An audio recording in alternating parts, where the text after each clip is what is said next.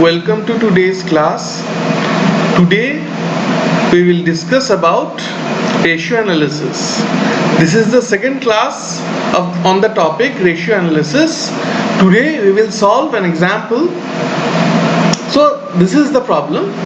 The following are the accounting reports of Oshim Limited for the year ended 31st March 2020.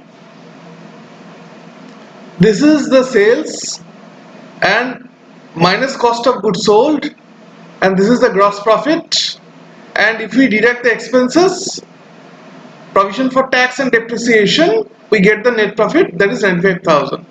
And here is given the balance sheet as on 31st March, which consists of equity share capital, reserves, PL account, long-term loans, accounts payable, provision for tax, accrued expenses, etc. And the assets are given. The total of the balance sheet is 5,15,000. Now we are required to calculate the ratios which indicate the rapidity with which the accounts receivable are collected, the ability of the company to meet its current obligations, profitability on capital invested, efficiency with which funds represented by inventories are being utilized and managed, the ability of the company to make quickly demands for payment of amount due, and the relative importance of proprietorship and liabilities as a source of fund. So we have to calculate these ratios. So if you want to take down the problem, just pause the screen and take down the problem. So when you come to the solution, we first calculate certain workings. First is current assets. We calculate current assets. It consists of inventory, accounts receivable and cash. Total is 2,05,000. Current liabilities, cost of goods sold, it's given in the problem. Average stock, that is opening stock divided by plus closing stock, total divided by 2. What is liquid assets? Current assets minus closing stock is liquid assets. What is liquid liabilities? Current liabilities minus bank overdraft. Since there is no bank overdraft figure, the current liabilities figure is the liquid liabilities figure. Total debts is long-term loans plus current liabilities. Total is 2,40,000.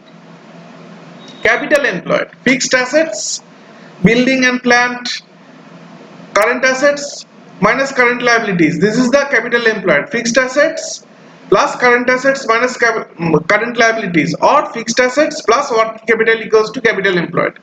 Now shareholders funds, equity share capital, reserves, PL account, the total is 2,75,000. Now let us calculate the ratios.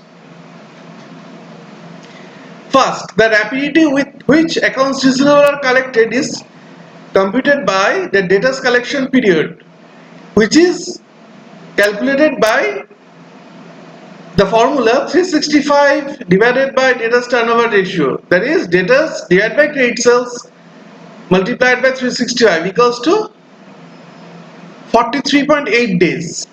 So this is the debtors collection period. Number 2, the ability of the company to meet its current obligations equals to current ratio. We all know the formula, current assets divided by current liabilities equals to 2,05,000 divided by 1,40,000 equals to 1.464. Profitability on capital invested, that is return on capital employed, equals to net profit divided by capital employed. Net profit is 95,000 and capital employed is 3,75,000. Here we get 3,75,000 capital employed. So net profit divided by capital employed into 100, that is 25.33%. Next is efficiency with which funds represented by inventories are being utilized and managed equals to stock turnover ratio equals to cost of goods sold divided by average stock. Now cost of goods sold is 2,80,000 and average stock or average inventory is 1,35,000, so it is 2.074 times. Next, the ability of the company to make quickly demands for payment of amount due equals to liquid ratio, that is current assets minus stock divided by current liabilities minus bank overdraft. Since there is no bank overdraft figure, we take only the current liabilities figure, that is 2,05,000 minus 1,20,000, that is closing inventory, divided by 1,40,000 equals to 0.607. This is the liquid ratio. The relative importance of proprietorship and liabilities as a source of funds equals to debt equity ratio. What is the debt equity ratio? It is equal to total debts divided by shareholders funds on net worth. Total debts divided by shareholders funds equals to 2,40,000 divided by shareholders funds is 2,75,000 equals to 0.872. So importance of total debts in the total capital is 87.2%. So these are all the ratios which were required to be computed in the given problem. I hope you have understood what I have taught today. If you have any questions, feel free to comment. I will be happy to answer. Thank you for watching this video.